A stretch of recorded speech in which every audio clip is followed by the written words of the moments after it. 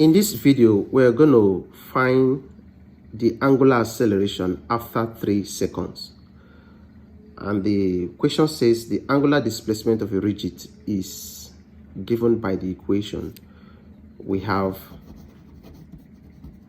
angular displacement equal to 4t to the power of 3 plus 3t squared plus 5. Okay, so we're asked to find the angular acceleration. For us to get the angular acceleration, we need to take the second derivative of this quantity. That means we should be having the second derivative with respect to time. But before we get this second derivative, we need to know what the first derivative is all about. The first derivative is the theta over the t, which is representing angular velocity, the change in angular displacement. So what do? Differentiation of 4t to the power of 3 is 12t to the power of 2 plus 3t squared will give 6t, and differentiation of a constant 5 is 0.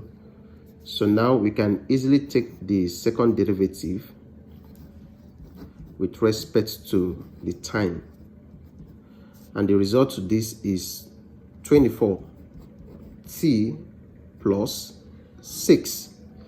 So we have the condition that goes by it at 3 seconds. Let's be sure if it is 3. Okay, at 3 seconds, what do we need to do? We're going to say that angular acceleration will equal to 24 multiplied by 3 plus 6. And then what is the solution to this? By the time you multiply this and add to 6, then you are having 72 plus 6. And therefore, angular acceleration will be equal to 78. So what is the unit for angular? As much as it's angular, that has to do with circular motion, then we measure it in radian, not in meters. Radian per second square, instead of having it to be meter per second square. So this is a solution to this problem.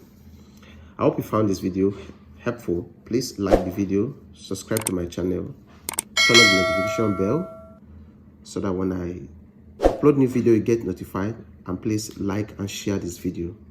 I'll see you in the next video. Bye bye.